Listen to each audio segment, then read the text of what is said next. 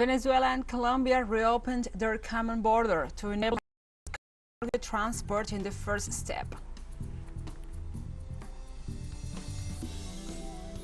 In the Caribbean, hurricane threatens to impact western Cuba as the island authorities call for prevention and discipline facing the storm. United Nations General Assembly concludes its 77th session of general debate.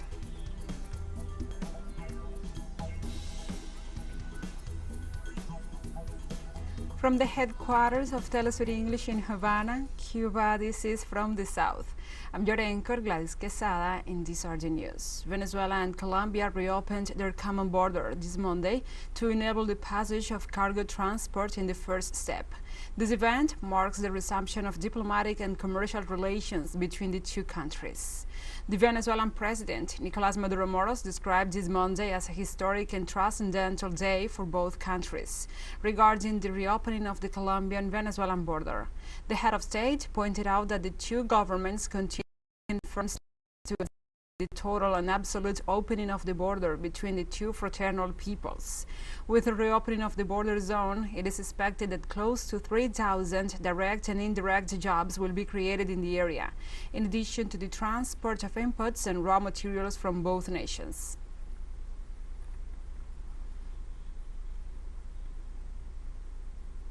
And now let's see some reactions on this topic from the Twitter social network.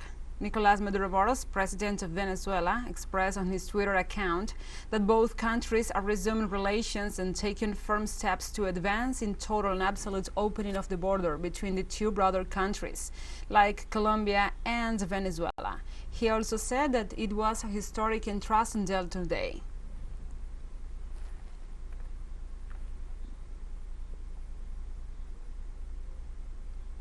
From the border zone of Venezuela and Colombia, inhabitants have pointed out that the reopening of the border brings hope and economic and social welfare for the two peoples.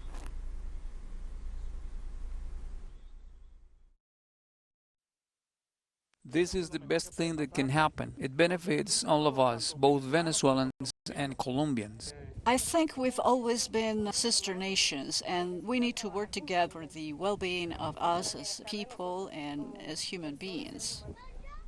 Colombian authorities have pointed out that the reopening of the border will allow for closer ties of friendship and cooperation, in addition to contributing to migration as a universal right. Governments allow us to strengthen the bonds of friendship and affection between two peoples who have been together in history. I believe that the time will never be wasted for us to continue working on integration. I believe that this is what makes the border more solid and stronger. The migration issue is an issue of fundamental rights. Human mobility is a universal right, which means that migrants who are going to move from one place to another have acquired rights, along with international rights. In Cuba, authorities of the National Electoral Council said that the Cuban people has ratified the family code by popular referendum. According to the president of the National Electoral Council, Alina Balseiro Gutierrez, more than 6 million voters went to the polls on Sunday for a turnout of more than 74%. Balseiro said that with 94.25% of the valid ballots, which represents more than 5,800,000 votes, almost 66.87% of the voters said yes to the new family code, whereas little moreover 33% said no.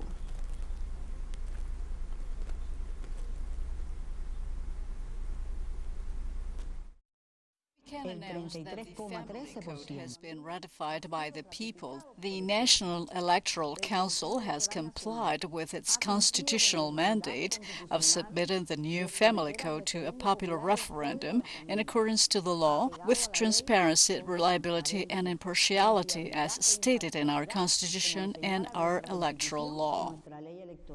The president of Cuba's National Electoral Council, Alina Balseiro Gutierrez, congratulated the Cuban people, as well as the country's electoral authorities, for their display of civism and responsibility. We would like to congratulate the voters for participating discipline and civic spirit, we must also acknowledge the electoral authorities at all levels: school children, collaborators, supervisors, and general support personnel, who made this process possible at a complex time when the country is getting ready to face a potential hurricane. We followed the procedure established in the electoral law in spite of data collection delays due to bad weather reported in several territories of the country, with heavy rains in the afternoon and night. We'll take a short break now. Join us again after this. Congratulations.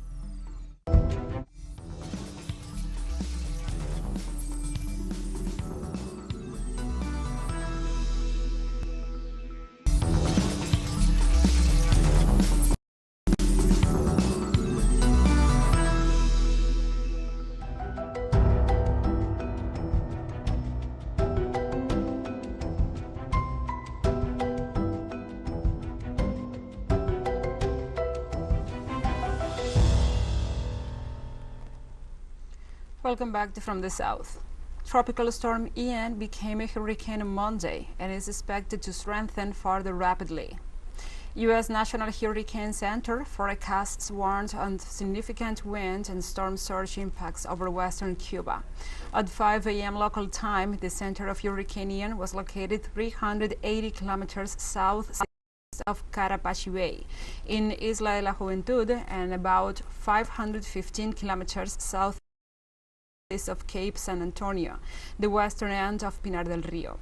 A turn towards the north-northwest is expected in the coming hours. On the forecast track, the center of Ian is expected to pass near or west of the Cayman Islands on Monday and near western Cuba on Monday night and early Tuesday. Ian also is expected to emerge over the southeastern Gulf of Mexico on Tuesday and pass west of the Florida Keys late on Tuesday and approach the west coast of Florida on Wednesday.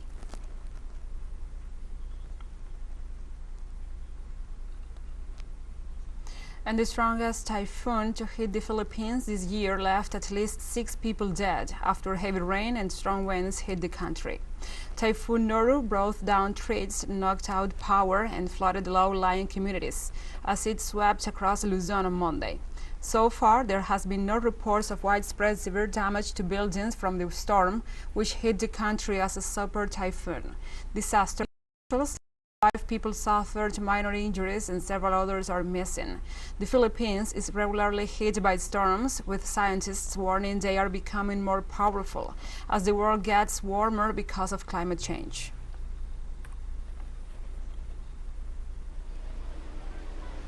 And the energy crisis is accelerating the installation of solar panels by residential communities in Spain, who are aiming to become self-sufficient.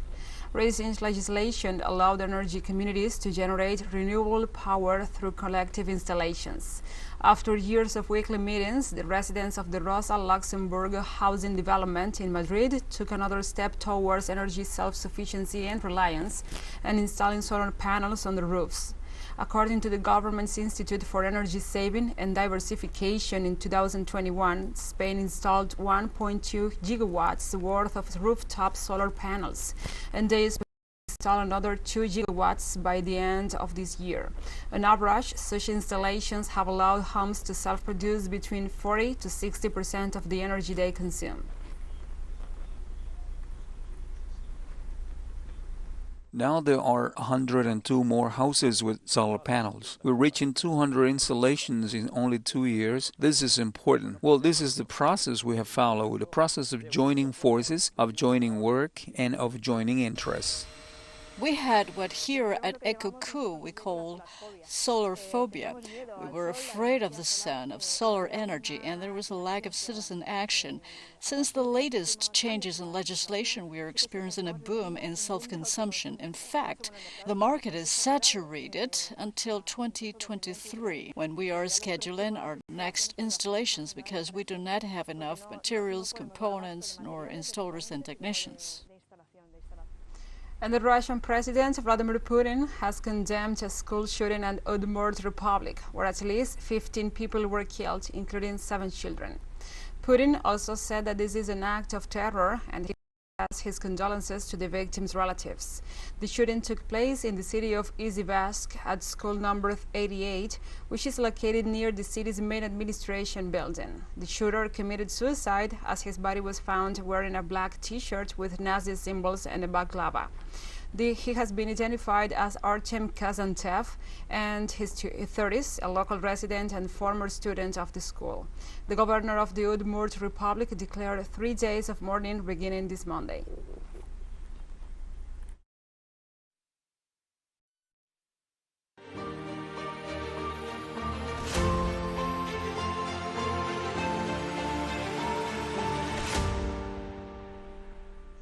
Now we move on to other topics. The referendum processes in Donetsk, Lugansk, and Zaporizhia regions register over 50% turnout.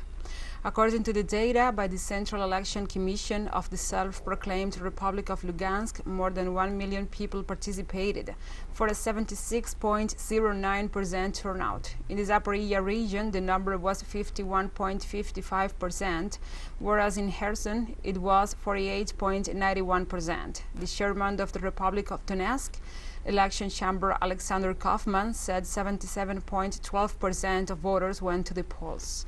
Russian President Vladimir Putin said that Moscow will back the decision democratically made by the inhabitants of these territories.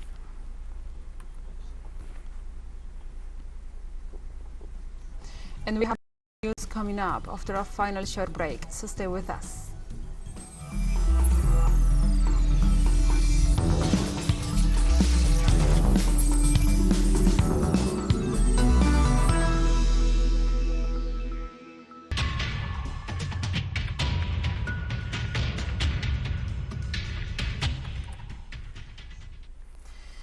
Welcome back to TeleSUR English. Now we go live to the UN as the 77th General Assembly takes place and Benin representatives addresses the Assembly. Distinguished heads of state and government, distinguished Secretary General, ladies and gentlemen, heads of delegations, distinguished delegates,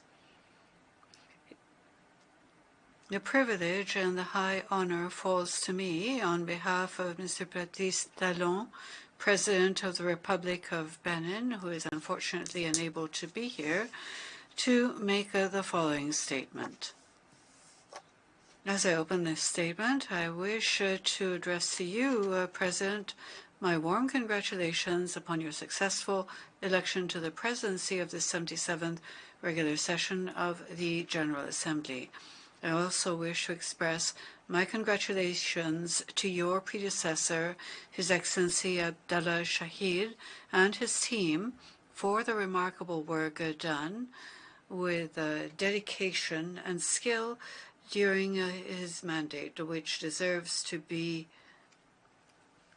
praised. I also pay tribute to the Secretary General, His Excellency Antonio Guterres, with our appreciation for the laudable efforts he tirelessly makes alongside the members to realize the noble objectives of our shared organization. President, Excellencies, the topic for this year is a watershed moment, transformative solutions to interlocking challenges, a pressing call to action.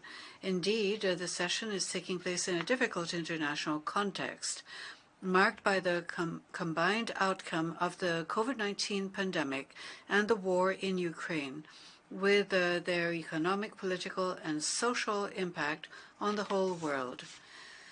For peace and security, the first pillar of the United Nations action on the worldwide scale, action from us, in the opinion of my delegation and in accordance with the clearly expressed position of the African Union, calls for respect of international law, territorial integrity, and national sovereignty of Ukraine. We thus call urgently on the parties to the conflict to immediately adopt a ceasefire and open political negotiations without further ado in order to save the world from the consequences of planetary conflict. Regionally, particularly in the zone of West Africa where Benin belongs, Peace and security are threatened by the combined effects of terrorist threat and piracy at sea, which are both major obstacles to the free circulation of people and goods, as well as the development of the countries concerned. These obstacles, far from being purely regional problems, are an international threat and call for an immediate response which is consistent and comprehensive from the community of nations. Turning to development, the second pillar of United Nations action, it is no longer time for analysis. We already have the Sustainable Development Program for 2030, the 2030 Agenda, which give us a real plan of action for humanity and the Earth, immediately and for the future in a forward-looking process. In the awareness of its own responsibility, Africa drew up and launched a transformative vision for the continent, the Africa we want, which is the 2063 Agenda of the African Union. We are resolutely committed to economic integration and speeded industrialization with added value and greater integration in the world value chain. All this to say that Africa's development, as well as the 8 major priorities of the United Nations, should continue to be considered as it was last July during the high-level dialogue on Africa organized jointly by the General Assembly and the Economic and Social Council. It is still urgent in this decade of action for robust, specific actions to support our thinking so that solutions will be provided to the concerns proper to Africa. Benin, for its part, is resolutely committed to provide a minimum social platform for all in engaging tirelessly to meet the vital needs of all its citizens, which are appropriate clothing, good nutrition, decent housing, proper health care, and quality education. To this end, and through courageous reforms for governance and the proper mobilization of internal financial resources, the government of Benin is working on finding innovative sources to mobilize the necessary funds for its development by issuing, for example, the special SDG Eurobonds. Strong, appropriate support must be given to our country, besides the efforts that we ourselves are making in order to strengthen and sustain our achievements and effectively respond to ongoing challenges. When development is to be sustainable, besides covering its economic and social components, we need to think of the environment, without which development would not be sustainable at all. For this reason, more than ever, it is time to continue our joint efforts to respond appropriately to the problem of climate change, which are a true existential threat to Benin, because of the combined effects of one, desertification in the north, 2, coastal erosion and increasing salinity of fresh water in the south, and 3, increased disturbances of the cycle of the seasons across the territory. In this context, we have great hope in COP27, which will take place next November in Sharm el-Sheikh in Egypt, and we call on all the community of nations to undertake fruitful discussions with good outcomes, responding to the challenges which will restore our hopes. Turning to the promotion and protection of human rights, Benin, on the international level, early this year, beginning its mandate as a member of the Human Rights Council of the United Nations, is providing and will continue to contribute to promote and actively facilitate all initiatives for the attainment of the SDGs, which is the most sure way of guaranteeing respect for human rights. Nationally, Benin is working on mobilizing resources, making it possible for the population to access proper food, quality education, healthcare protecting the most vulnerable, drinking water, electricity, and their own energy sources. Faced with the many challenges before us, the time has come to preserve and strengthen multilateralism, which is truly inclusive and based on fair rules which apply to all,